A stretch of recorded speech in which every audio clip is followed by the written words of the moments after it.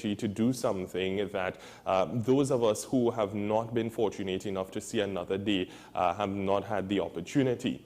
And in Trinidad and Tobago, there is no way that you can say we don't want to see change come about. There are lessons to be learned, and we also have an opportunity to teach others about what we're doing here in Trinidad and Tobago.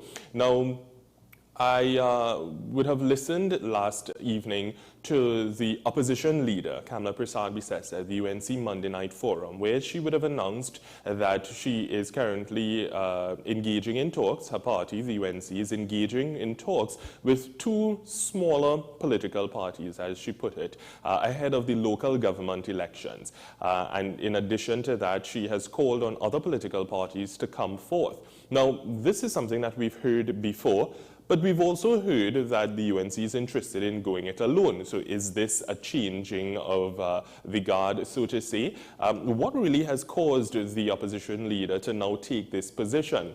From where I sit, it is a good, insofar as it recognizes, or it seems as though the opposition leader and the United National Congress recognizes the importance of other political voices in the arena, because it can't be just the big two, so to say. There are many other persons who have varying views, who just simply does not seek to be a part of the People's National Movement and the UNC. So this may in fact be something good, but at the end of it all, it requires those of us in society to come forth and to offer ourselves in various capacities. And even if there is a coalition or collaboration, there are lessons to be learned, considering that the People's Partnership between 2010 and 2015 would have been in government, and it provided so much insight into a coalition, especially in modern time. So, are the lessons learned? Are we going to see any differences? At the end of the day, it's about you and how you decide to vote, and also to hold our elected officials to account. So it's very interesting.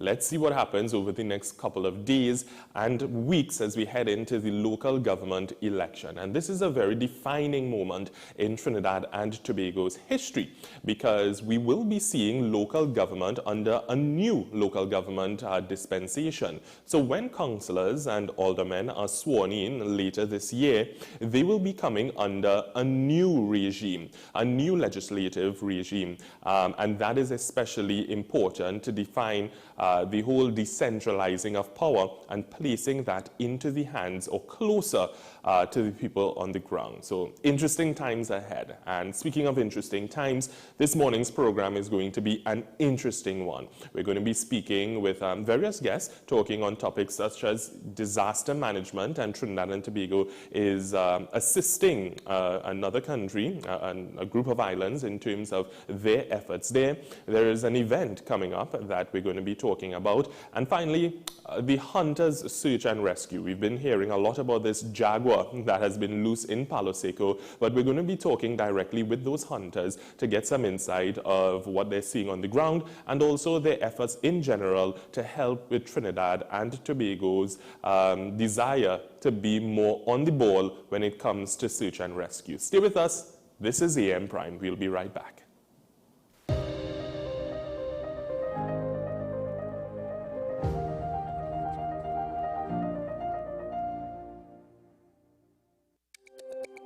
Every word, every line, every paragraph depicts a real moment in someone's life.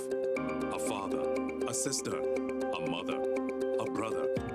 We at Newsday are dedicated to you, the people, and through independent, unwavering journalism, strive to always bring your stories to life. Because your stories are more than just words. Newsday, independent and credible. What's the best way to grab the attention of viewers? Please exercise more patience. You have to be kidding me. Doing what we do best. I'll say at the very least it's a conspiracy of laziness against the people. Join me, Keaton Shaw, And me, Sean Michael Small, for Talking Point. weekdays from 8 a.m. to 9:30 a.m. We go in depth on the trending issues and engage the most controversial newsmakers as we get them to account to the people for their actions. You can't go to the government with nothing. You can't go to cabinet with an empty hand, with a wish. I'm glad that we're having this a sober, mature discussion. In the present situation, I expect a continuation of the chaos. Join us for the discussion, Mondays to Fridays, only on WESN. the content capital.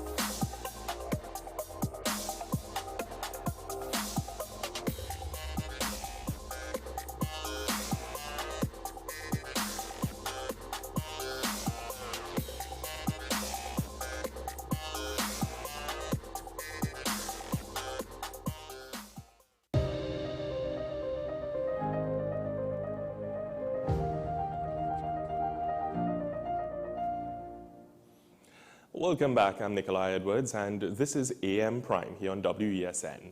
Now, our first guest, she hails from a particular group of islands just off of the Nicaraguan coast, and these islands consist of San Andreas, Providence, and San Catalina. Now, you may be asking, essentially, what does she have to do with Trinidad and Tobago and appearing on the program this morning? Well, it's really interesting. These islands, and she is the executive director of the Providence Foundation and the representative of GTech Colombia. Well, there is a knowledge exchange taking place between those islands and Trinidad and Tobago in the area of disaster management, especially at the community level, looking at things such as hazards, incident management, early warning systems, and so on. So Trinidad and Tobago has been, in many respects, a leader, but we're also quick to understand that we are learning on the global scale. So this is an opportunity where we get to exchange information on some very important topics, considering the effects of climate change, considering natural disasters, and so forth that are taking place. So it is my pleasure to introduce our first guest this morning, and she is June Marie Mao, as I mentioned, Executive Director of the Providence Foundation and representative of GTech Colombia. Good morning and welcome to AM Prime. Good morning, and thank you for having me on this news today. It's my absolute pleasure. So, as I understand, you are in Trinidad and Tobago, yeah? Yes, today we are in Tobago. I yes. must ask, how is it thus far, your experience coming to this country? What can you say? Do you love it? Can you see a lot of similarities between where you're from and Trinidad and Tobago? Yes, yes, we absolutely. We are smaller, much smaller than you are, but we are Caribbean, and we feel, I mean, from the first minute we arrived here, we felt, or we feel very welcome, and we feel at home. And I think that's important. So thank you very much for your hospitality, especially ODPM Mr. Anwar Baksh, and here in Tobago, Mr. Brian Thomas of the Tobago House of Assembly, the emergency team, as agency team. Excellent. And it's very interesting that you say you feel at home. And I know that Caribbean Airlines, and during Carnival, we had that theme of welcome home.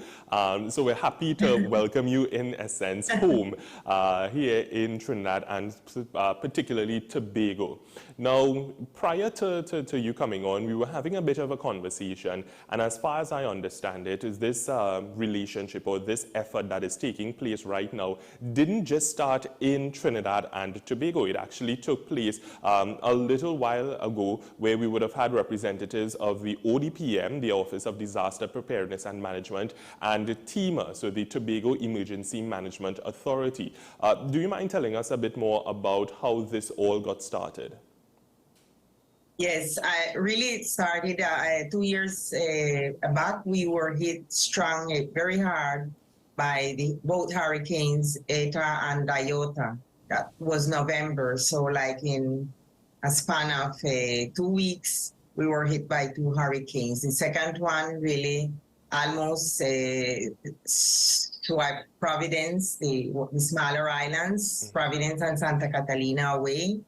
It was a Category 5, and so we saw that the government was reconstructing, rebuilding, but they were not including the community. So we asked for help from the community level, from the civil society, and we got support from Open Society Foundations. Our representative in Colombia is Mr. Auro Fraser. And he said, let's do a little bit more. So right now we are working towards climate justice on our islands, and hoping that the Colombian government will support us, because we have particularities. We are similar to the Caribbean islands, and we know that we can learn more from the Caribbean islands, and we can receive more information about how to build climate resilience. And that's our aim, that's our long-term goal. And we are happy that we are hard here in Trinidad and Tobago, and that this government is willing to support us. And we also reached out to the Colombian government. They know we are here. We met yesterday with our ambassador. He was kind enough to receive us, he listened to us, and we have his full support, as well as the Colombian government in Bogota. So we hope that we are on the right pathway, and with your support, we can really do a lot more to help our communities to learn to deal with climate change, to adapt. Sometimes we have to transform our practices, and that's why we are here. So we are very grateful to your country for supporting us, and we hope we can take back a lot. We are here with a wonderful group of Providence and San Andres people. As I said, they are strong community leaders, social leaders in our communities, and they feel, as I do, very welcome here in Trinidad and Tobago. On Saturday, we had a meeting at the UTT in Trinidad, and on Sunday, we had some site visits. We visited farmers, and the university has been hosting us in terms of agriculture best practices, and we only have to say thank you. Excellent. And I noticed that you said that there are things in common, and one of that is that, of course, we are a part of the English-speaking Caribbean. You would have mentioned to me that there might have been that misconception that you all are Spanish speakers, but more closely related to the likes of Belize and Jamaica and so forth. So I guess that just adds the icing on the cake in terms of making sure that this... Yes, and one of our most important medical doctors, he came from Trinidad, and his family is still in Trinidad. I'm sure there are others, because we came from different Caribbean areas, islands, and most especially probably from Jamaica and the Cayman Islands, but we also have our community is mixed with different Caribbean islands. So Understood. it's so great to Now, to reconnect, and we hope that we can keep on exchanging with journalists as well.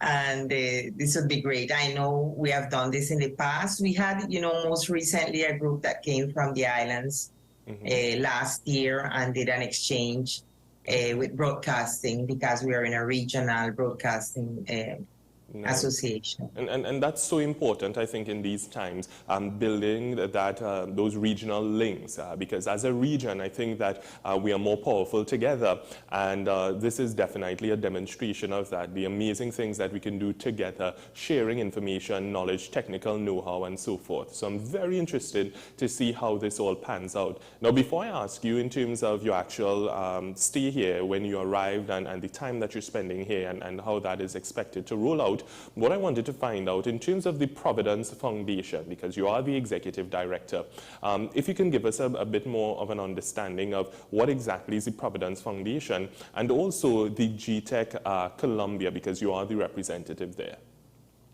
Yes, Providence Foundation was founded in 2005, and we are locals that are our aim is the sustainable development of the San Andres archipelago. And we're a biosphere reserve since 2000. And I know you have a biosphere reserve in Tobago. So that's another link for us, because we do exchange between biosphere reserves. And so Providence Foundation does a lot of community outreach. We work with children. And since 2006, we are also engaged in hurricane preparedness. So and now more with climate change and climate resilience. Right now, we are working on a school, a climate resilience school, a primary school on our islands. So we try to work very close to the communities. And I work for GTech since 2012. And GTech is a company, a German company, since 1960. Wow. And we work especially on development projects. So we work with governments. We also work with private companies, with multilateral banks, and we develop projects. Normally, we work at the community level.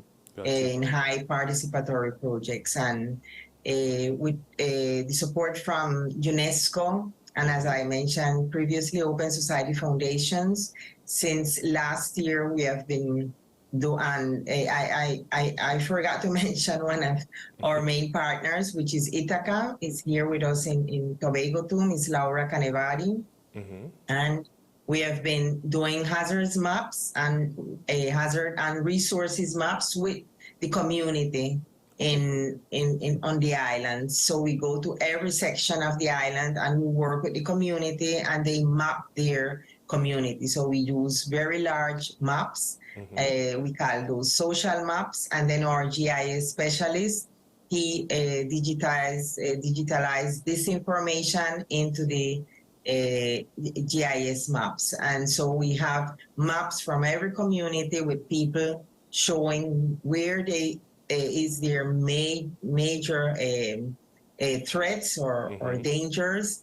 And then what we did with them was work a roadmap. So we have like an action plan in each community-based. And as I said, what we're doing here is learning more, your lessons learned, your recommendations, so that we can improve our roadmaps. And here in Tobago, our biggest expectation is to learn how you work at a community level. There is with us one of an expert from our islands on disaster risk reduction, and he works for the departmental government. And he said we really need to work more at the community level. And we think we have a lot to learn from Tobago, from TEMA. And this morning we will be visiting TEMA in Tobago and the warehouse. and the community, the members of the community, they are really very excited about learning more and what they can really do when they get back home. So that's our nice. and goal this week. And we are very happy to be here. Excellent. Now, I think this information is so very important, and it might be something that we, the average Trinbagonian, take for granted because we may have developed certain systems and so forth, or ways of doing things. Now, it was very important, a big takeaway was that these maps would help in terms of identifying certain high-risk areas and so forth. This, I would imagine, would assist persons in determining where they would want to build their homes, or where it would be important to have certain like shelters and amenities available to the public and the community. So all very interesting things there. I wanted to find out though, when was it that you arrived in the country, and how long are you expected, you and your team are expected to be here on the ground learning from us here in Trinidad and Tobago? We arrived Saturday with Copa from Panama, so it was like a midnight flight. And we have been, we were received by ODPM at the airport. And as I mentioned, we were at the university, at the UTT that day. And Mr. Marlon Knight, he was so kind to talk to us about the agriculture program at the university.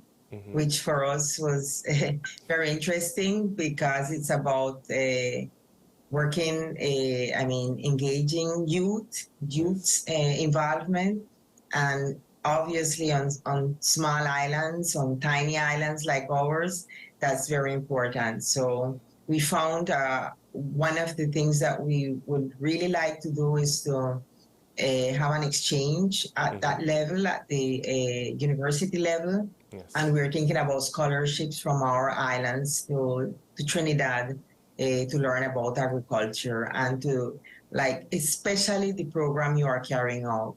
So we have a local university, and we're thinking about teaming up the UTT and our local university, but also to have scholars from our islands to Trinidad. And we hope that we can carry this through, and that's one of the commitments of our ambassador. Excellent. Well, let's not just think about it, let's make it happen. Yes, and especially... and we'll be here until Thursday in Tobago, and Friday early we leave to Panama and then back to San Andres.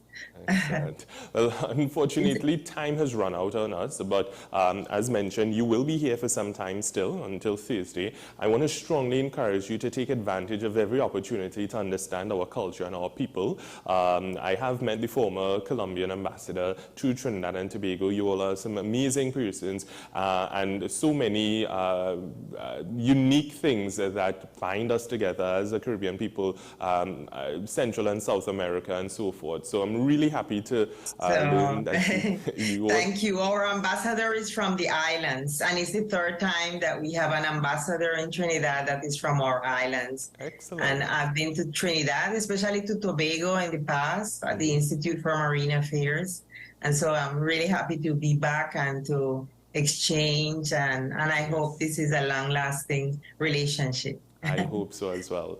June Marie, let me thank you so much for joining me this morning and sharing this information. I think it's very positive news, and we will definitely look on to see what comes out of it, and feel free to share any information with us moving forward so that we can continue to shine a spotlight on this amazing work that is taking place, this knowledge exchange and knowledge sharing and so forth. So thank you so much for joining us this morning. And thank you for having us. Excellent. Good morning. And that was June Marie Mao. She is the executive director of the Providence Foundation and the representative of GTech Colombia. Folks, we're going to take a break at this point. When we come back, we have a lot more in store for you this morning here on AM Prime. We'll be right back.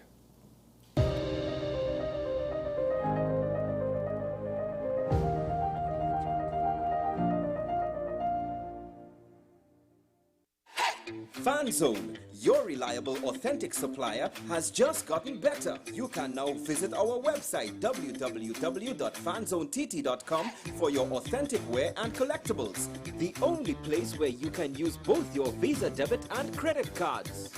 Visit our website fanzonett.com to make your purchase today. The best birthday gifts are at thebesttoys.com. Shop for the best brands you love at the best prices. Like VTech, Leapfrog, Fisher-Price, Play-Doh, Hot Wheels, Barbie, Cocomelon, LOL, Baby Alive, Crayola. Visit us in-store at Forces Flagship MacBean. Shop online now at thebesttoys.com. Order via call or WhatsApp at 32DBEST to order. And remember, we have the best toys at the best prices. People really want to know, what about me? Where do I fit? Yes. What is in the ride for me in terms of a better Trinidad and Tobago? And I'm pleased to shed some light on that. The purpose of bail is to ensure your attendance at court. That's it. It is not punitive. It is not rehabilitative. We, the police officers, we are professional, and we are here for whenever the survivor is ready to come forward. We have the right to private and family life, the right to religious freedoms and beliefs and thoughts and expression. But these rights are not absolute. Certain rights can be limited.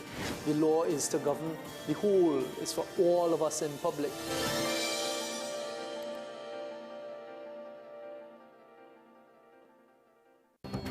The issue, the continued rise in the price of flour and its impact on the cost of living in Trinidad and Tobago. How should we go about it? I want to ask you, what has been revealed to you about the state of vulnerability in the country because of this exercise and because of what we're going through? Is the government losing the war on the vaccine front? The discussion should revolve around the common good for the greatest number of people in Trinidad and Tobago. How do we inculcate a sense of respect and regard for people who may not be of your own political ilk or persuasion? The communities are now being used by political opportunists. So when the tables are turned, it's the same way.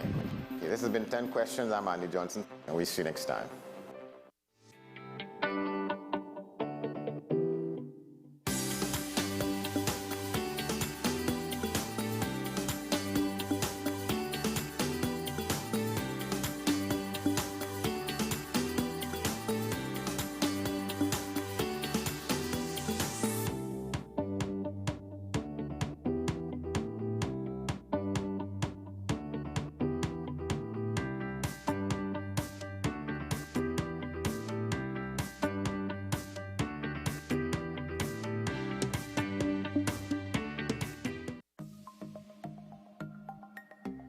Knowing how to tell authentic is as easy as 1, 2, 3.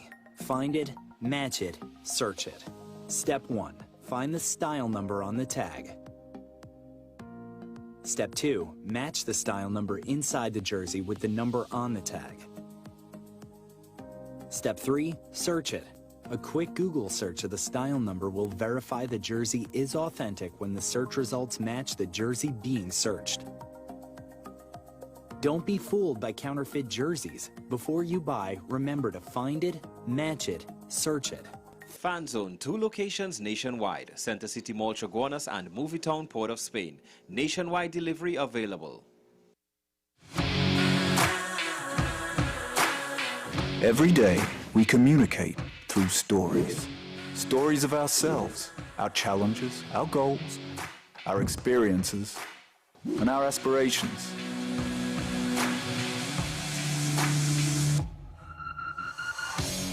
Storytelling is an art that we have mastered. WESN Film Studios comprises a collaborative team of experts with extensive industry experience locally, regionally, and internationally.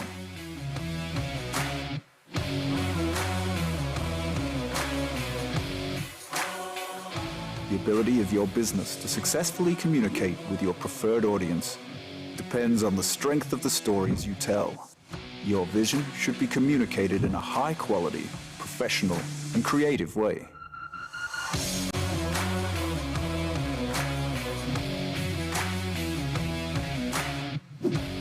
From concept to post-production, advertising to film, multi-camera productions, live events, streaming, and virtual conferencing. We are WESN Film Studio. Let your own unique voice be heard and your vision realized. Call us today at 628-5835 for your next production.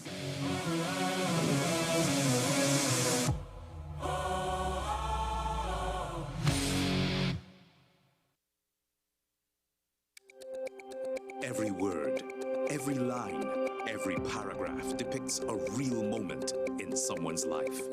A father, a sister, a mother, a brother. We at Newsday are dedicated to you, the people, and through independent, unwavering journalism, strive to always bring your stories to life. Because your stories are more than just words. Newsday, independent and credible.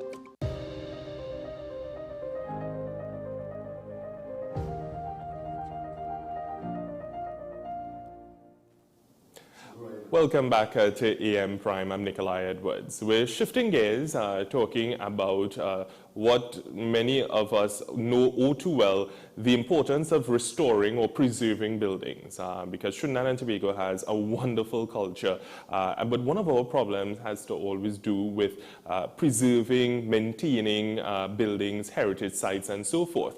And you see especially civil society and various groups stepping up to the plate as best as possible to ensure that they do what is necessary to preserve some of these structures for generations to come. And one such structure is the St. Francis of Assisi Church in Belmont. So we are now going to be shifting gears, as I mentioned, to talk about an enchanted evening. And this is the third one of such. And joining me to discuss this is Jose Navid.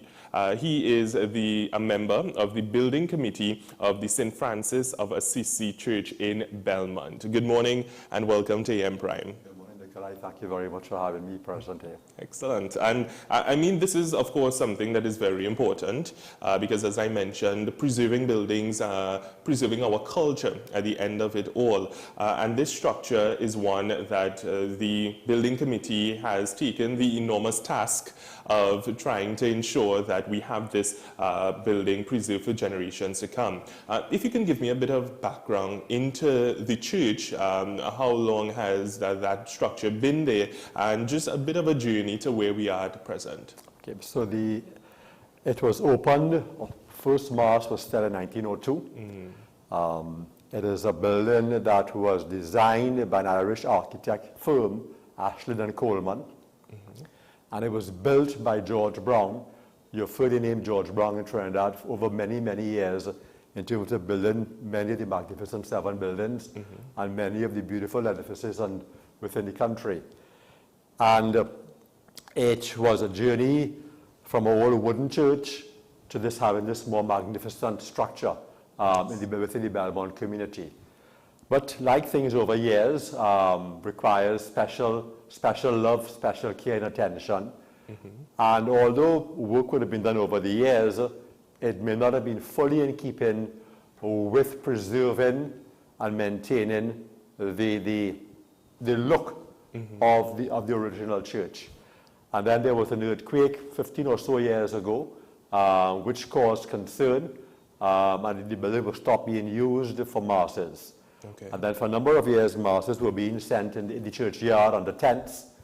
But the parish, who have been faithful to the church over the many years, and the church has been an important part of the Belmont community, recognizing there are 4 schools in Belmont directly linked to the church, and then there are some other schools like St. Francois Girls who would use the church for their graduation ceremonies in terms of masses and special occasions. Yes. And it's been such an important part of the community over so many years. Got you. And if I can just add, you mentioned about heritage and heritage buildings. The National Trust of Trinidad and Tobago have a special interest in the restoration of this building because of their initiative over, I guess, a number of years to have Belmont listed as a heritage district because of the importance Belmont has played in the culture of Trinidad and Tobago over so many years. And even from the deformation of really Belmont as Freetown, on one of your signs outside, you refer to the Rada community, which is so well known as coming from the Belmont Valley Road. And that community, in part, still exists there. Okay. Yes. Well, it's so interesting because many people see Belmont as being this hotspot or in some cases this place to stay away from. But in truth and in fact, as mentioned, it has been responsible for a lot of our culture. When we think about steel pan and so forth, when we think about, you see Moko Jumbies and all these persons, those things were features within the community. You think about the houses, the structures and so forth. So it's very interesting to learn that the National Trust is moving in that direction. In terms of the actual church, what is the current state? Because I know you mentioned that Mass would have been taking place in the yard. Has that since moved into the structure, or is it still occupied? No, it's still unoccupied. It's under restoration. Sure. It's been closed for over 10 years. Yes. The parish priest, who recently retired, Father Lawson, when he was assigned or chose Belmont a little over 10 years ago, and he saw what was happening, on his initiative really, and his drive and enthusiasm, he was able to drum up support from the corporate world, people he knew over the many years of being in Trinidad, and was able to build a pastoral center within the compound of the church, which is now currently being used for masses. Okay. But with the church itself being recognized as a heritage building by the National Trust, it's important that we preserve this building and start masses back within the structure. It is important, and again part of the National Trust initiative, but it's important for communities like a Belmont community to preserve what is beautiful about it. Yes. And when you consider, you refer to the Trinidad situation, but when you consider communities need to look up to things, and to look up to things which has been there for many years, and which they can look forward to for many years. When you see a building like the Belmont St. Francis Church, with scaffolding around it in this way for 10, 15 years, it doesn't uplift the spirit of the community, and especially recognizing it's been such an important part of the community for so many years. So it's important to preserve that as even a part of uplifting the community, looking forward to that inspiration one requires. Yeah, and it's so interesting that you mentioned that, because I know there would have been certain feelings or emotions when, let's say for instance, the Red House was under restoration, and you heard commentators talking about there's a cowshed over it, President's House, the Magnificent Seven. Yeah. So we have been, as a people, been through those experiences, understanding, I think, the importance of restoring, preserving structures, and we quite have not gotten a model, I think, to how to preserve and to do these things in, of course, a cost-effective way in terms of long-term plans, medium and short-term. But we're seeing this effort here as really being a noble one, because members of the community are coming forward, the parish and so forth, to make this happen. Is it at the stage where all of the work has been identified, or is it still at the design phase where you all are figuring out what exactly has to be done? No, we have sort of gone past that. It's been in planning for a number of years, and we have a wonderful team of technical people. We have had support from architects, Douglas Walker. We've had the support and the current support of Ruben Roberts, whose name is a national award winner last year as an architect. She was one of the founders of the Conservation Society in preserving built heritage, and she is our current architect. We have engineers, we have project managers, quantity surveyors, and they've gone through the stage of, we've just finished in early this year, phase 1, and we're now going into phase 2. And the work in preparing the scope of work for phase 2 has just about been completed. Okay. So phase 1 cost just over $4 million. That took over 10 years to raise. Yes. Excuse me. And phase 2 is going to cost around $4 million. Okay. And as Rudin would always say, with restoration of old buildings, you never can tell what you're going to find when you get into the work. So that's why I say approximately $4 million. The first phase took over 10 years. We can't stop the work now to raise the money for phase 2. We just have to continue working towards raising the money, but we're not stopping the work.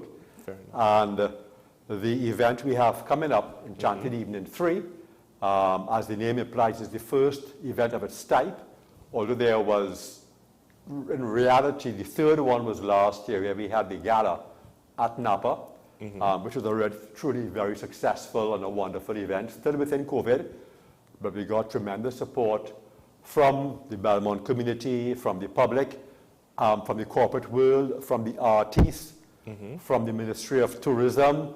We had a tremendous support, and we made on that event $650,000, which is unbelievable. Yes. Most of it came from sponsorship and donations. And then coming out of that, we then had an art auction and exhibition at Millefleur, which is the home of the National Trust.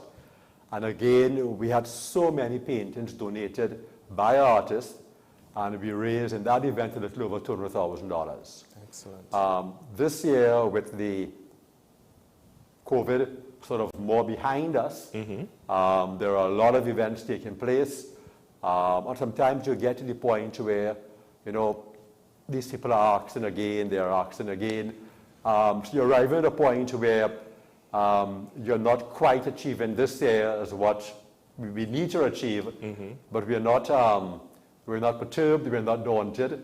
We are going ahead with our event coming up on Sunday the 18th of June at Napa. We have a wonderful lineup of artists, again, donating their time, giving of their time, some with strong Belmont links. Yes. We are proud, and I say we are proud of our Belmont artists and the Belmont community. You know, you mentioned some of the people who have come out of Belmont. I mean, the greatest proponent really of Belmont is David Rudder. He sings about it, talks about it, what it's meant to him at his recent show that he had.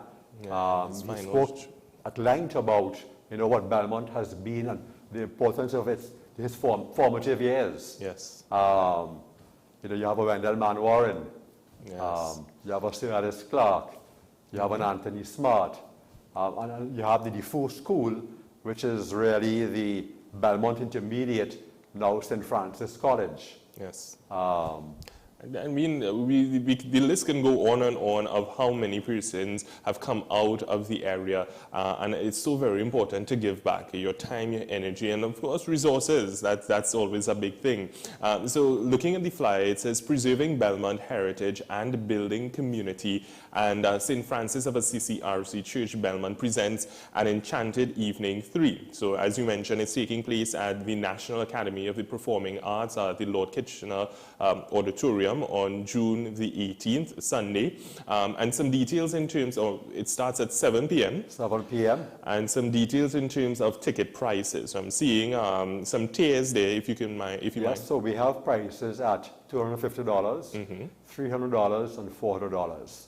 Yes. Some of the artists performing, we have Hermina Charles, we have Cresson Joseph, who are both performing individually, but also they are doing a collaboration to start the show. Nice. We have QED in Raymond Edwards, Eddie Cumberbatch, and Nigel Floyd.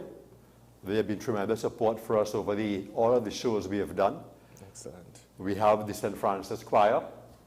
We have the National Steel Symphony Orchestra. We have Nigel Rojas. Nice. We have Rion Elbon. We have the both of them doing, I believe, for the first time, a collaboration together at this event. We have, and the police band will be closing the show. Okay. Definitely, I think a star-studded cast that you all have here. And of course, all for a good cause. I know that this is not the only way that people can contribute to this effort when it comes to preserving, restoring the church. how can persons get in contact with you and make donations, or is it that they can find other ways of giving of their time and energy and effort toward the preservation of this church and the restoration? So individuals can, if they would like to make a donation, we can share the bank information, and they can do contributions toward online contributions toward the bank. Nice. We can share with you our bank account name, and you can also write checks and deliver them to the parish office. We, as part of the event we had last year, the art auction, we do have a few wonderful pieces of art remaining that we are going to have on display in the auditorium of the event. So individuals, we're going to have prices up. Individuals can give their name and contact information and purchase one of those paintings. Yes. The parish office can be contacted. And also I can give some telephone numbers. Yes, by all means. 797-9884, 799-3306, 789-4145. Those individuals can be contacted either for the purchase of tickets, or if people are interested in wanting to make a contribution, details can be shared. Yes, and tickets are available at the box office of Napa also. Excellent. And I know that Napa's box office, their number there is 624-1104. Of course, this is no easy feat.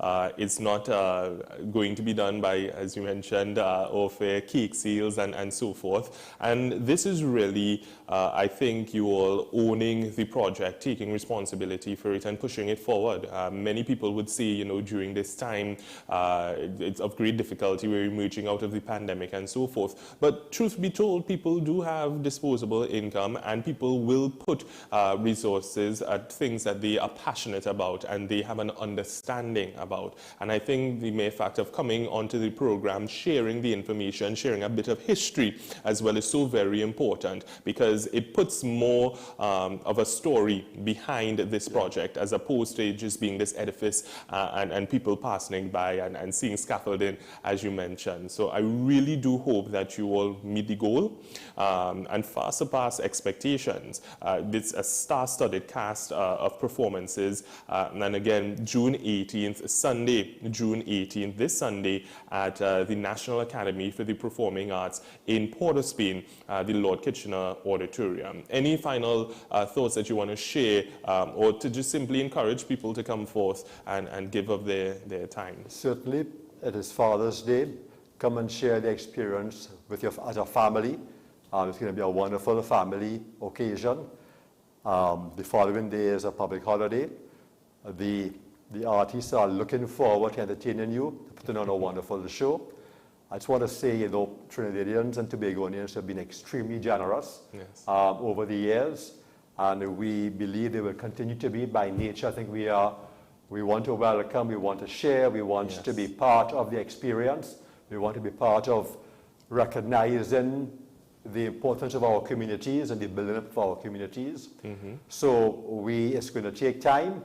We are going to continue giving of our efforts to make it happen, and we continue to look forward to support of our Trinbagonians in supporting this worthy and wonderful effort and cause. Nice. And I just have a good feeling. I have a good feeling that this is going to work out because, as we were talking about, we've seen other instances of projects that have gone through that restoration. It took many years to get to that point, but once that restoration is completed, it really invokes this sense of pride and patriotism, knowing that this belongs to us as a people, and that when foreigners come to our country, and I'm sure that there will be persons visiting from parishes outside of Trinidad and Tobago coming into the country, this will be something that we can be proud of and see. You can find this in Belmont amidst the culture and amidst the activity. To your point, exactly. I mean, the National Trust actually does periodic tours through Belmont. And their hope is that when more and more of the buildings are preserved, that coming out of that, you will have other small businesses opening. If people come in to visit and pass through, can stop and get something to eat, things to buy, that'll be unique to the place. things, artifacts, souvenirs, things like that. The So it's all part of a possibilities, plan. yes. Indeed. And again, I wish you and the team the best of luck. Thank you so much for joining us this morning and sharing this information. I'm sure that there are many people who are looking on, listening right now, who will be very interested in this project. And I want to strongly encourage persons to go out there, support, buy the tickets, and even go beyond that, because upwards of $4 million is not an easy feat, but I think that collectively we could achieve that. So thank you so much, Jose Neve, member of the Building Committee of the St. Francis of Assisi Belmont Church.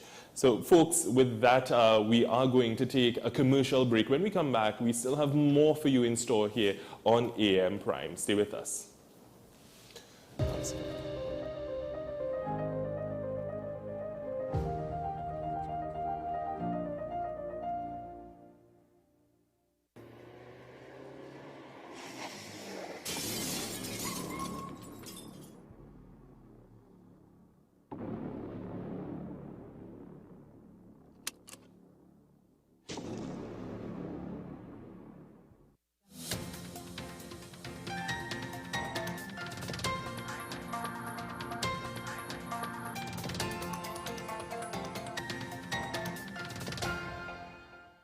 Here's your WESN News on the Hour.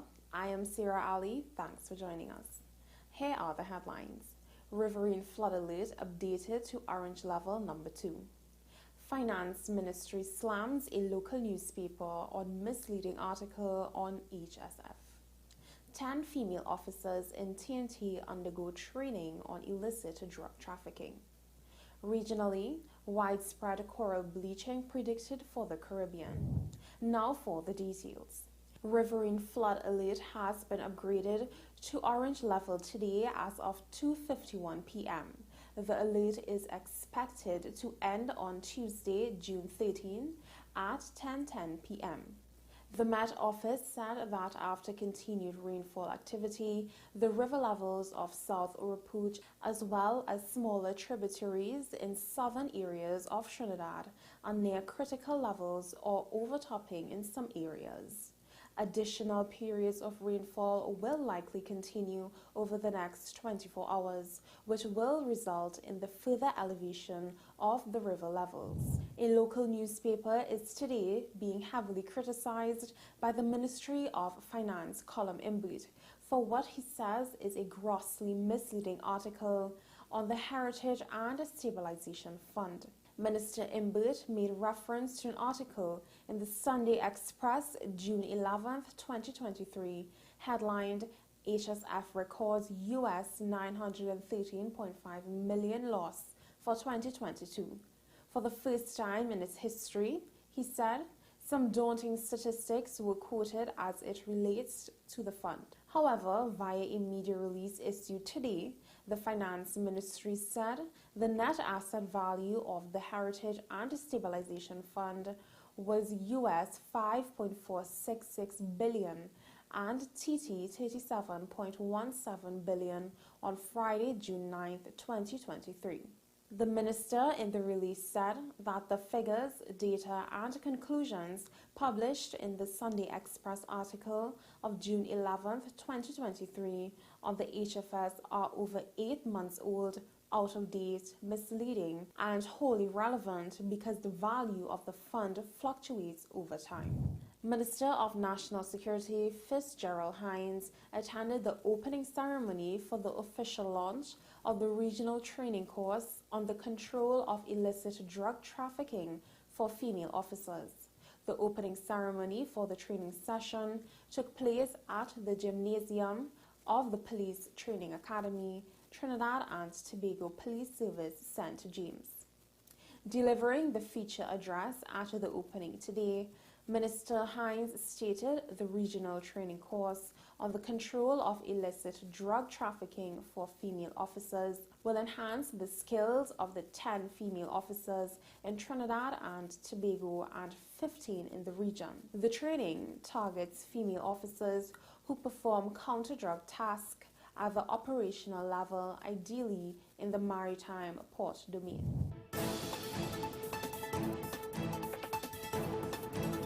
Regionally, the Barbados-based Caribbean Institute for Meteorology and Hydrology said that within El Niño conditions expected this year, the bleaching outlook for the Caribbean is not positive at this point. Widespread bleaching of reefs is predicted for this season.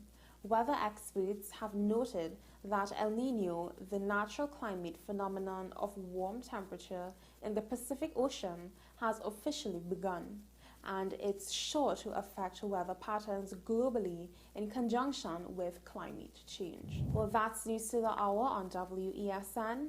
I am Sarah Ali. Thanks for watching.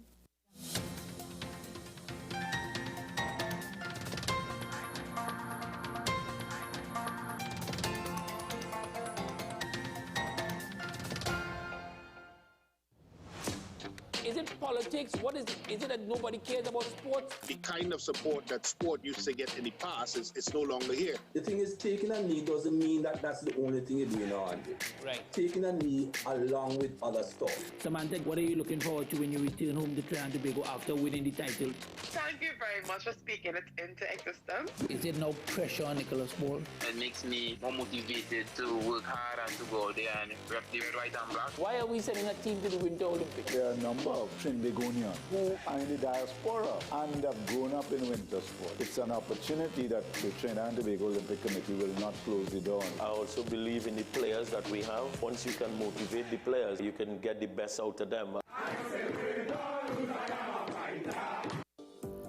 Join me, Sule A. Joseph, as I delve into the day-to-day psychological issues plaguing our society. We will discuss behaviors that encompass the biological influences, social pressures, and environmental factors that affect how you think, act, and feel. Psyched. Thursdays at 11:30 a.m. only on WESN, Content Capital.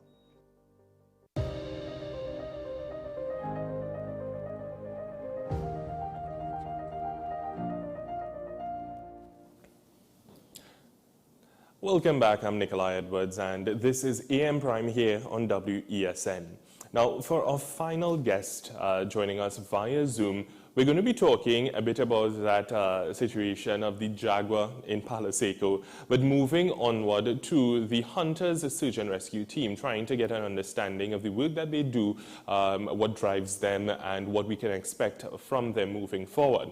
Now, on the issue of the Jaguar in Palo Seco, headlines over the past couple of weeks have been about this Jaguar. Some persons have taken to social media making memes and poking fun at the situation. For others, they have had a legitimate, in their minds, reason to be fearful, locked in their homes because of this wild animal on the loose. The important thing is that we have a proper understanding in times like this, whether it is real or not, to deal with situations, have a plan moving forward, and especially have persons who are qualified and experienced to treat with these kinds of situations.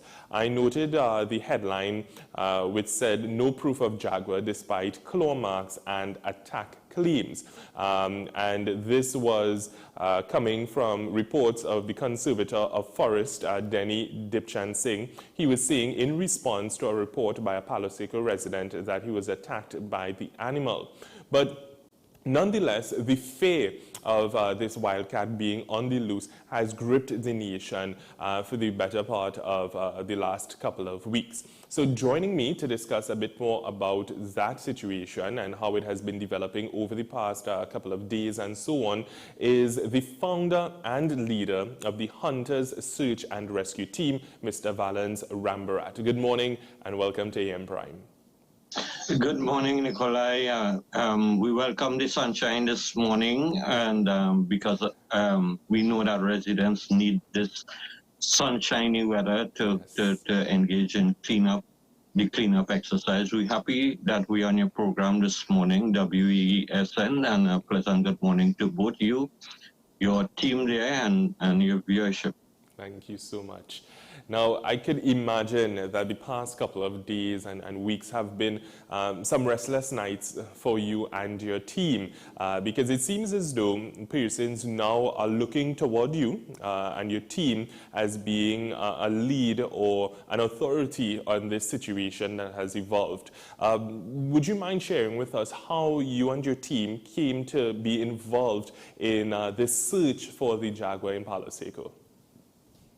Well, first of all, as a responsible team, we have excellent members on the team, and before we engage any situation, there's livid discussion on our chat group, and from there we decide whether we want to be involved or not. In this particular case of the alleged Jaguar sighting in Palo Seco, we discussed the matter, and it was decided that we should approach the conservator of forest, Mr. Denny Dipchansing, to share our ideas with him and discuss whether in fact there ought to have been a response to the alleged sighting. And we were on the same page from the beginning. The Minister of Agriculture, Lands and Fisheries, Mr. Kazim Hussein, was also on the telephone with me, and we thought that first of all that the reports ought, confirm or unconfirmed, ought to be taken seriously. And what we did is that we engaged them to have a presence in Palo Seco. We worked with the Santa Clara police station. They had some reports of sightings as well, and we came on board. You see, Nikolai, if there's a presence of such an animal in the environment, it's easy to detect it. And so we thought initially that the approach by the Forestry Division was the correct approach. You approach it scientifically, you look for any evidence of the presence of such an animal in the environment. And so what we did was a preliminary visit to the area. We looked, first of all, there was a person who was alleging that a dog had attacked, and a jaguar had attacked his dog. We immediately dismissed that upon looking at the animal. And then there was another sighting by a gentleman who said he was going to dig yams, and there was a pig carcass nearby, and we combed that area. There was another alleged sighting by some heritage workers or a worker, and we combed that site as well. So there were some paw prints that we looked at. There wasn't consensus amongst the persons present about what it was. And immediately, we collected that data and sent it off for verification, analysis and verification. And so the approach, I want to commend the Ministry of Agriculture, Lands and Fisheries, and specifically Mr. Denny Dipchansing for leading his team competently, and to have now dismissed that there is a jaguar in the area within the space of 5 to 6 days. They must be commended for this, and I think they've allayed the fears of the residents of Palo Seco, and that community can now rest peacefully, knowing that there isn't the presence of such an animal in their environment. Understood. Now, you're speaking about they can rest easy, but I would imagine that for the past couple of days, your team was not able to rest easy. And one of the things that I would have wondered from the start, and many people would wonder, going into a situation like this, there has to be obviously a lot of precaution because your lives are at stake as well. But what I want to say experience, or how is it that you all are able to go into a situation like this and maneuver in the way that you all have? Has there been training? Has there been qualifications and so forth? Would you mind sharing a bit with us about that? I can tell you the major qualification has been passionate. Nice. Our team is comprised of ordinary men of straw, men who are salt of the earth. We don't have much resources. We have the passion to do what we do. And when the group was solidified, members indicated that they wanted to continue to do this type of work, and we've gone at it non-stop. We're able to mobilize at a moment's notice. We are self-funded. Members put their own fuel in their vehicles, and they arrive at a spot quickly. But what we also able to do, and this is working with stakeholders, we able to get their attention first of all, and then we able to quickly go through the how to prepare for such an event. Now, the exercise, the first day we went in, which was a day after the alleged sighting, a lot of preparation has to go into it so that the game wardens were prepared on their end. The zoo staff, they were prepared on their end. So when we went in, we had adequate protection in case of a sighting. We had the team they gathered had tranquilizer gun. In case of, the jaguar is a stealth animal, so it will give you little notice. It doesn't come in the open, It wouldn't be among children watching you. It's a stealth animal, and it will be properly hidden, except for that last split second when it launches its attack on you. And these animals don't just attack anything just like that. They only launch an attack if they're hungry. And so we were well prepared. We were well prepared. We were well protected, and we really guardians of the environment.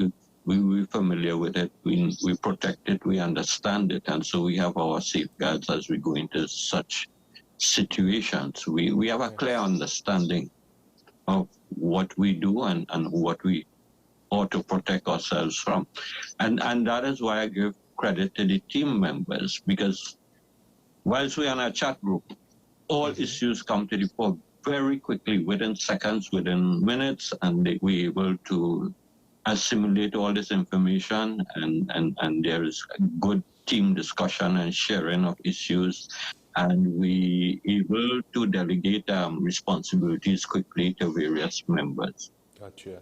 And as you're talking about the level of interaction that you all have, and clearly there's a method, a procedure that you all undertake that I would imagine came over time. Having all the experiences that you all have, coalescing that and working on our way forward. What it says to me is that you all are professionalizing, in some sense, hunters and search and rescue teams locally. You all have been in the spotlight for some time now, looking or being on the hunt for persons who've been missing, combing areas throughout this country.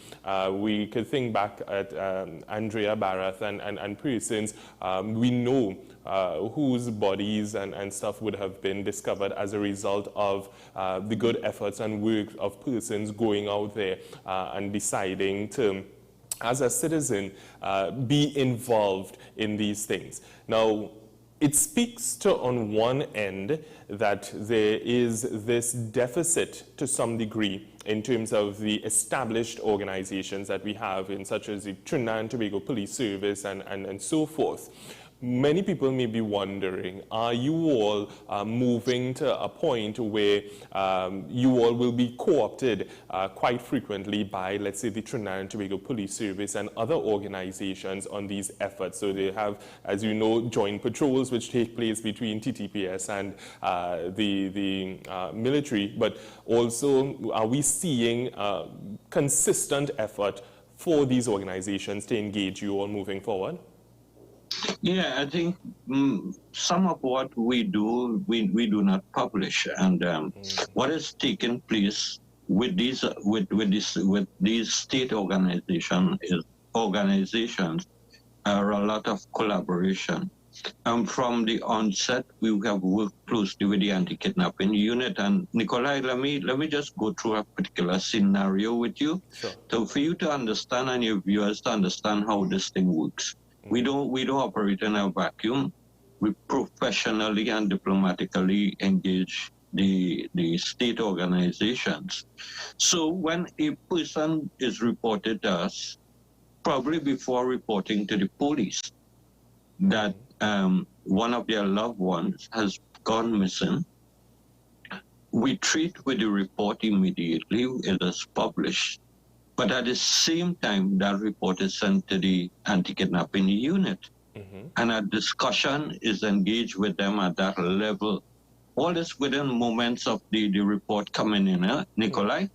And if that report has to be red flagged, we red flag it. That means that we have reason to believe that this person may have been harmed while being missing.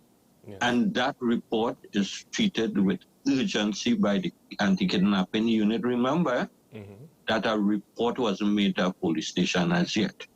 And immediately we plan with them a course of action, and sometimes within minutes or next day we launch a search for them with the full knowledge and cooperation of the state organizations. Sometimes we have to be engaged with the Trinidad and Tobago Fire Services, and we've engaged the Defense Force, we've worked with a lot of the special forces in the Trinidad and Tobago Police Service. Sometimes quietly, because sometimes we know what to publish. We were probably in the middle of a mission that still has a distance to go, and we need to keep the information quiet. We don't publish our work, and so quite a bit of our work goes unpublished. But we do work with these organizations in a responsible and professional way, and so at any time we're in the field, the anti-kidnapping unit knows where we are, who we're looking for, what is our search plan, because we do develop the search plan with them. Yesterday, for instance, the team was on standby. We didn't get a location. It wasn't necessary at that point in time, but the word came that we ought to be on standby, and they may call us at a very short notice to assist in a search. It didn't come through, but that is the nature of how this relationship works. Yes. There are those who may consider you all to be a vigilante group. Is that a term that you all accept or not? No, we don't. We simply our vision is to assist families whose loved ones go missing. And what we've expanded into recently is trying to help in a national effort for search and rescue operations. So the team was on standby yesterday with the situation in South Trinidad, where you had a lot of rain and people may need to get out of their homes. So the South team South team was on standby to assist. I saw on the news, for instance, that those were adequately taken care of by the disaster management unit of the Penal Levy Regional Corporation. So we're not a vigilante group. We simply there to assist families whose loved ones go missing, and if we need to expand at short notice in terms of a national search and rescue effort, we would. Understood. Now, I'm looking at your Facebook page, and you all have 23,000 likes, or no, 35,000 followers, as a matter of fact. This, I would imagine, came within a period of time, this interest in the work that you do, the support and so forth. How has the feedback been from those persons, let's say on social media, or who that you meet on the ground and they realize that, hey, this is the Hunters Search and Rescue Team? Oh, the feedback has been great. I mean, people applaud our work. We do tremendously. The persons who manage the Facebook page would always say they don't have to delete a comment or to pull up on one of our commentators. So that has been the approach. We are a professional organization. We publish our work, and Nikolai, that is important. Yes. We retain, as an organization, the right to publish our work. We try to edify the public as much as possible. And so with the ongoing rains, you find we would put up our little satellite imagery that is professionally acquired, and to try to guide the population to become more weather conscious and weather wise. And we live in a time, Nikolai, where you have to be conscious of everything that you do. And if we have a more edified population, you would find that you would have less incidents. So we engage our followers professionally, and that has been good. And we now recognize our name is a household name throughout Trinidad and Tobago. You see the orange I wear when we were in Palo Seco. Yes. The residents just had to glimpse that orange and say, hunters, what's the feedback? You found anything inside there? And that has been the response to every community we've been in. People engage us, and they're happy to have us with them. And take, for instance, Nikolai, that small community up in Narva, close to the Narva swamp, right? We had an incident recently. It was a challenging exercise for us as a team. A gentleman had gone missing, and the family contacted us. He had gone into the Narva swamp to look for young baby parrots to sell, and he didn't come back. It was 5 or 6 days he went missing, and by the time we got to the community, his friends had already done some searches. They had practically given up, and when we touched down in that community, you could see the reinvigoration and a change in attitude. They wanted to go back out. They were willing to go, and so we used our drone. We went up. It's a large area, deep area, and we were able to spot a flock of kobo on one particular tree, and we got that location. And the next morning, we went in with these same villagers. They were now fired up. They saw the light at the end of the tunnel with that flock of kobos on the tree. Here it is.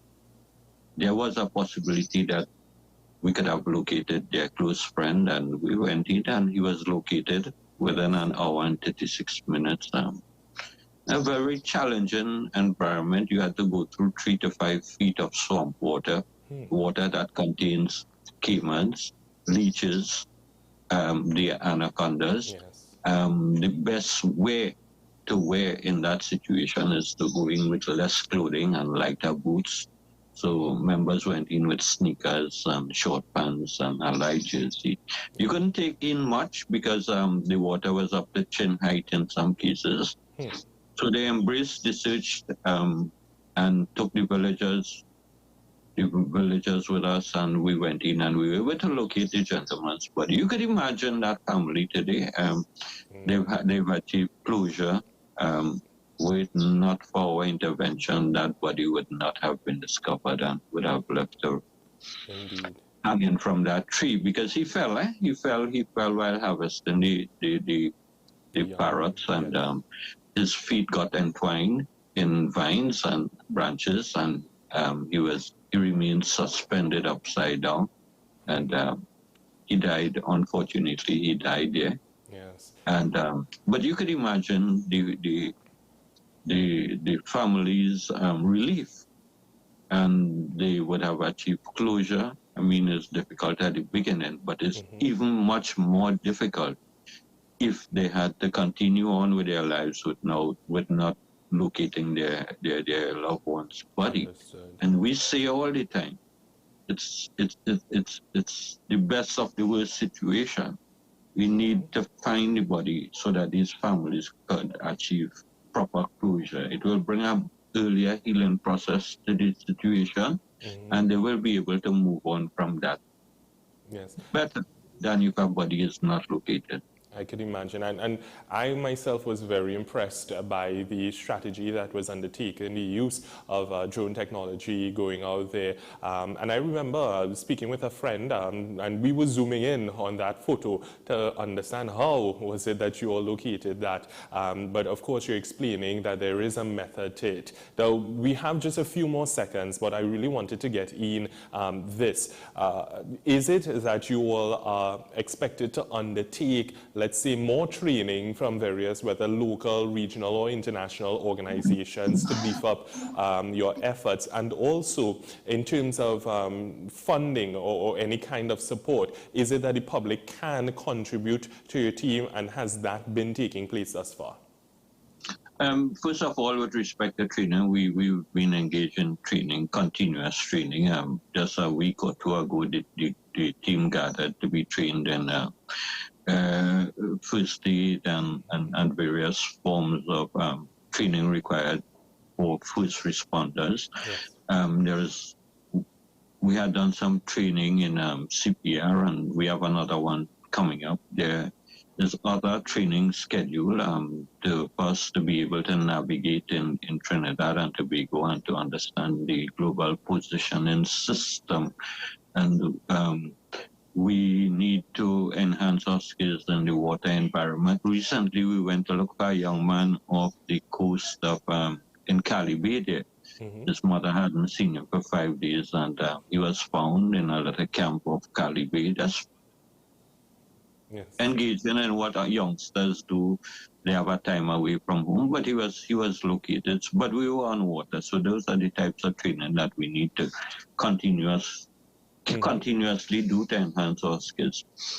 With respect to funding is always welcome, but we engage persons who would agree not to entangle us or not to put demands on us. We want to remain free to do what we want. We've had KFC come on board to supply us with meals when we were on the field, and that has assisted us tremendously. We're able to share that resources with the police officers, forestry team, anybody who wants switches with us, villagers, and that has been welcome. We need urgently, Nikolai, appropriate vehicles for search and rescue efforts, and the question of funding of fuel bills, that is top of the agenda, and we need help, and we welcome anyone who is willing to donate to the team. Our numbers on the Facebook page. You could contact us via Messenger, TikTok, or various other social media platforms, and get in contact with us, and we will certainly welcome this hands-free type of support from anyone. Lovely. Well, I want to thank you so much. You spoke of your number being there, 7991453, and the Hunters Search and Rescue Team at gmail.com, and you can check them out on Facebook, Hunters Search and Rescue Team. Valence, let me say thank you so much for joining us this morning. Of course, unfortunately, we're out of time, but it was indeed a pleasure understanding the work that you all are engaged in, and I really and truly wish you well and your team moving forward. Continue to be really a shining example of what it means to be Trinbagonian, supporting one another and going out there fearlessly. So thank you so much. You're welcome. It was a pleasure being on your program, Nikolai, and let me extend an invitation to you that if you need to come on a search with us to go through at least the experience for once, so that you could continue to, understand that this is selfless service to Trinidad and Tobago. It comes at no cost to anyone. And we will continue to do our bit to assist these families and wherever our services are needed. Yes, I definitely take you up on that offer. Thank you so much. And you're welcome. Folks, that's how we wrap up this morning's program here on WESN AM Prime. Thank you so much. Please stay safe in all the weather. We're seeing some sun coming out there, but I wish you a productive day, and we will be right back here tomorrow again on WESN. I'm Nikolai Edwards. Have a great one.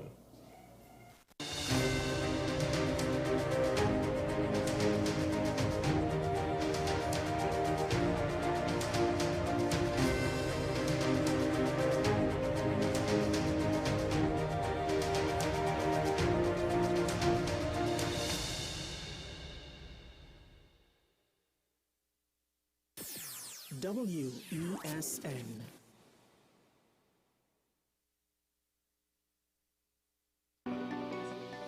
The perfect mix of news, current affairs, talk, debate, mature discussions, comedy and sports. Only at WESN, the content capital. What's the best way to grab the attention of viewers? Please exercise more patience. You have to be kidding me. Doing what we do best. I'll say at the very least it's a conspiracy of laziness against the people. Join me, Keaton Shaw. And me, Sean Michael Small, for Talking Point. Weekdays from 8 a.m. to 9:30 a.m. We go in-depth on the trending issues and engage the most controversial newsmakers as we get them to account to the people for their actions. You can't go to the government with nothing. You can't go to cabinet with an empty hand, with a wish. I'm glad that we're having this a sober, mature discussion. In the present situation, I expect a continuation of the chaos. Join us for the discussion, Mondays to Fridays, only on WESN, the content capital.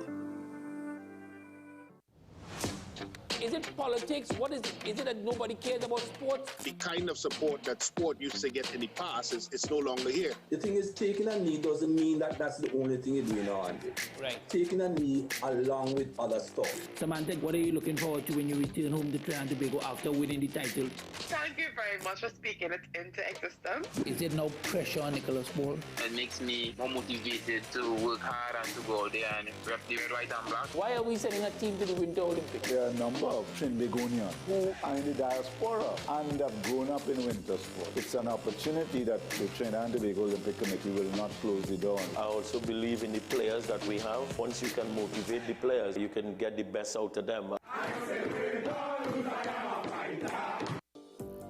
Join me, Sule A. Joseph, as I delve into the day-to-day psychological issues plaguing our society. We will discuss behaviors that encompass the biological influences, social pressures, and environmental factors that affect how you think, act, and feel. Sight, Thursdays at 11:30 a.m., only on WESN, Content Capital. The issue, the continued rise in the price of flour and its impact on the cost of living in Trinidad and Tobago. How should we go about it? I want to ask you, what has been revealed to you about the state of vulnerability in the country because of this exercise and because of what we're going through? Is the government losing the war on the vaccine front? The discussion should revolve around the common good for the greatest number of people in Trinidad and Tobago. How do we inculcate a sense of respect and regard for people who may not be of your own political ilk or persuasion? The communities are now being used by political opportunists. So when the tables are turned, it's the same way. Okay, this has been 10 Questions. I'm Andy Johnson, and we'll see you next time. People really want to know, what about me? Where do I fit? Yes. What is in the ride for me in terms of a better Trinidad and Tobago? And I'm pleased to shed some light on that. The purpose of bail is to ensure your attendance at court. That's it. It is not punitive. It is not rehabilitative. We, the police officers, we are professional, and we are here for whenever the survivor is ready to come forward. We have the right to private and family life, the right to religious freedoms and beliefs and thoughts and expression. But these rights are not absolute. Certain rights can be limited. The law is to govern the whole. It's for all of us in public.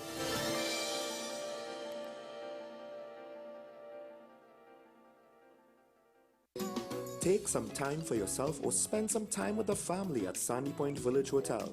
Enjoy our various studio and suite apartments, self-contained with their own kitchenettes and Wi-Fi.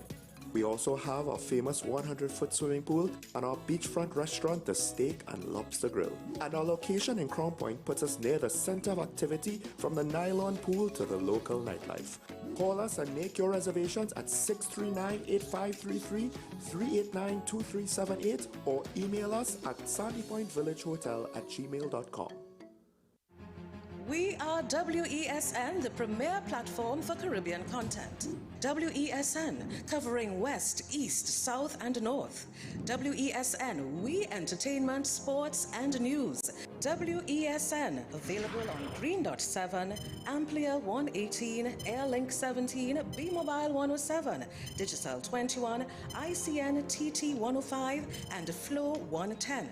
Connect with us at WESNCC or stream online at www.wesncc.com. WESN, your premier platform for Caribbean content.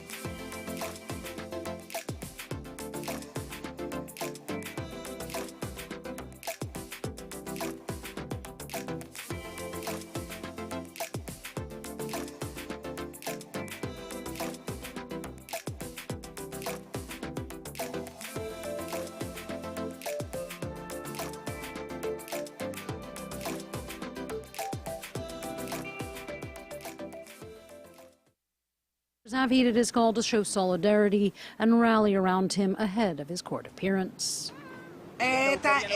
This is another witch hunt. All of this is based on a lie to cover up the true corruption of Joe Biden. Hope everyone understands that classified documents in this country, the president has total control over those. So, you know, good luck trying to put him in prison over that. Miami's police chief Manny Morales said enough law enforcement will be deployed to handle up to 50,000 Trump supporters if necessary. We know that there is a potential of things taking a turn for the worst, but that's not the Miami way. The indictment, which was unsealed Friday, accuses Trump of illegally holding on to top-secret documents that discuss the U.S.'s nuclear secrets, military vulnerabilities, and weapons capabilities. For Trump and his supporters, though, this second indictment, following other charges in New York of falsifying business records, it is just a continuation, for them, of political persecution. As far as the joke of an indictment, it's a horrible thing. In the Miami case, Trump faces a total of 37 felony charges. 31 of those are under the Espionage Act and hold a possible 10-year prison sentence for each count. Trump's legal team will also have to answer to damning audio tape of the former president boasting about holding on to classified material. Next to the UK, where a vast inquiry is getting underway today, focused on the government's handling of the coronavirus pandemic. The hearings were set into motion by former Prime Minister Boris Johnson in 2021. There's already been some controversy in advance of the hearings. The inquiry chair has called for Johnson's unredacted WhatsApp messages and notebooks to be handed over, prompting a legal challenge from the government of a successor, Rishi Sunak. The UK suffered one of the worst COVID-19 death tolls in Europe. And for more, we can cross to our correspondent in London, Benedict Pavio. Benedict, good to see you. What's come out of today's hearings so far? I think it's a taste of things to come. We've had emotional testimony I'll come on to in just a second, and we've already had some very what is described as shocking data and also some very serious questions asked. So this is the UK's long-awaited and have been causing many controversies, as you were alluding to, long-awaited COVID inquiry that has finally today started its public hearings here in London. This is part of the inquiry that is called Module 1, and it will focus on the UK's resilience and preparedness for a pandemic. So the session began with the chair, Lady Hallett, saying the inquiry will be, quote, a huge task. We then saw a film from bereaved families across the UK with some really very moving testimony from family members of those who died from COVID, but who were not able to be at the bedside and had to say goodbye via phones or other devices. Very harrowing testimony there. In his opening statement, the chief counsel to the COVID inquiry, Hugo Keith, said the pandemic left in its wake, quote, death, misery and incalculable loss. He said the pandemic ended and changed lives on a scale unseen in modern history. He reminded everyone that according to the British official figures here, some almost 227,000 people across the UK died with COVID-19 being recorded on their death certificate.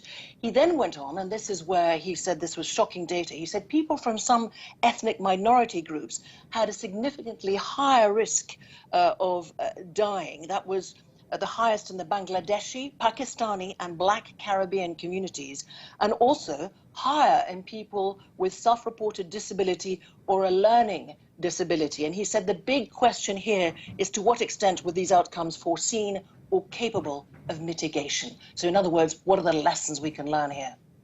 Benedict, this is all happening in phases, as I understand it. So give us a sense of the timeline and how this inquiry will play out. Well, the timeline is already, as I mentioned, very belated, and you're quite right to focus on that. It could take years, actually. Some people have spoken about 3 years. By the time, there's 6 months hearings, then there's the analysis, etc. There will be some very high-profile experts, medical ones, as one would suspect, civil servants, of course, to do with that preparedness, for example, contingency planning. Some question also this morning about the fact whether, because the UK had just was preparing to leave the EU and had just left the EU, was the contingency planning actually not done done because it was so busy preparing for Brexit and the aftermath of Brexit.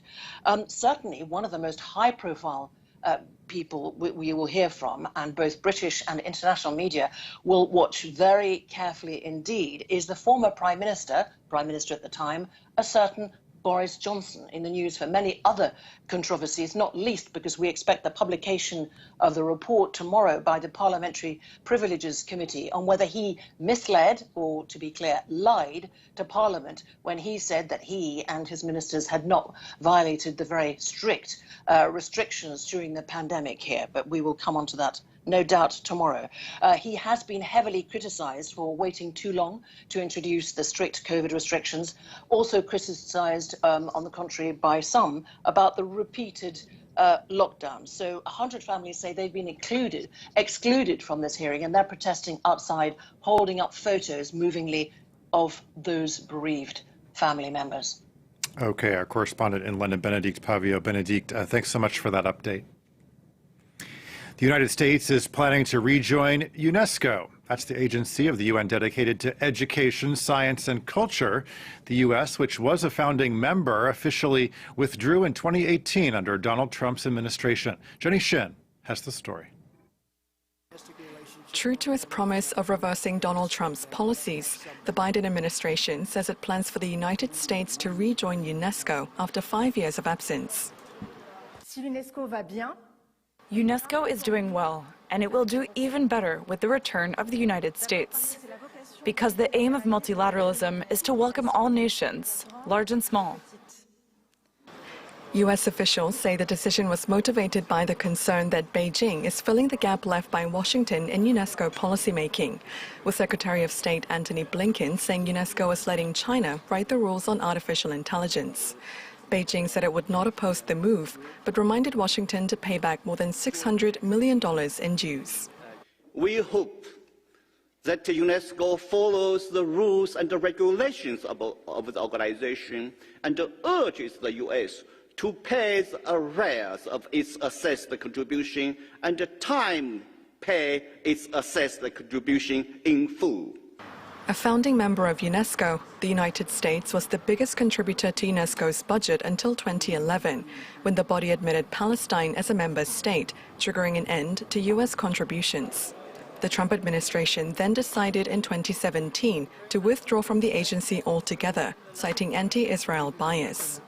The country previously pulled out of UNESCO in 1984 as it viewed the agency as corrupt and used to advance Soviet interests, rejoining in 2003 under the Bush administration. Its second reinstatement will be put to vote by its 193 member states in July, where the U.S. will need to secure the majority. EU countries have reached a tentative agreement on new rules to protect gig workers. Those rules state that if app-based workers meet 3 of 7 criteria, companies like Uber and Deliveroo would have to treat them not as independent contractors, but as employees with benefits such as sick leave and paid vacation. Nick Rushworth has the story. Greater rights for digital platform workers, such as those hired by Uber and Deliveroo, are in the pipeline in the EU, with moves to reclassify millions of them as fully fledged employees. The European Parliament backed proposed changes in February, and now the EU's 27 member states have given their okay. The European Commission first proposed the overhaul in December 2021. They deserve the same protection and conditions as any other worker in any EU country, including access to collective bargaining and representation. That is what we plan to provide and guarantee. If applied, the new rules would be a global first towards ensuring a level playing field between online and traditional businesses. The European Commission says there are around 500 app-based platforms in the EU employing 28 million people. The proposed rules would apply to at least 4 million of them. While the Commission initially proposed 2 out of 5 criteria should be used to decide if digital platforms are employers, EU countries are proposing 3 out of 7. They include whether the platforms set rules on appearance, such as uniforms, monitor worker performance digitally, or restrict the ability to choose working hours. Industry lobby group Delivery Platforms Europe is critical of the proposed legislation, saying it does little to enhance the situation of the genuinely self-employed. EU countries, lawmakers and the Commission will now thrash out the details before the draft legislation becomes law next year.